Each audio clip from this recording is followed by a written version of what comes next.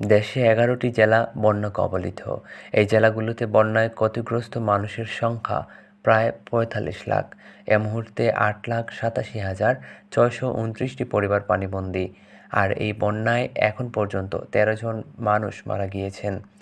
আজ শুক্রবার দুপুর ১২টার পর সচিবালয়ে এক সংবাদ সম্মেলনে এসব তথ্য জানান দুর্যোগ ব্যবস্থাপনা ও ত্রাণ মন্ত্রণালয়ের সচিব মোহাম্মদ কামরুল হাসান। সংবাদ সম্মেলনে জানানো হয়, বন্যাক্রান্ত জেলাগুলো হলো ফেনী, কুমিল্লা, নোয়াখালী, লক্ষ্মীপুর, ব্রাহ্মণবাড়িয়া, চট্টগ্রাম, কক্সবাজার, খাগড়াছড়ি, সিলেট, মৌলভীবাজার ও হবিগঞ্জ। বন্যায় এখন পর্যন্ত কুমিল্লায় ৪ জন, কক্সবাজারে ৩ জন, চট্টগ্রামে ২ জন, ফেনীতে ১ জন, নোয়াখালীতে ১ জন, লক্ষ্মীপুরে ১ জন ও ব্রাহ্মণবাড়িয়ায় ১ জন মারা গিয়েছেন।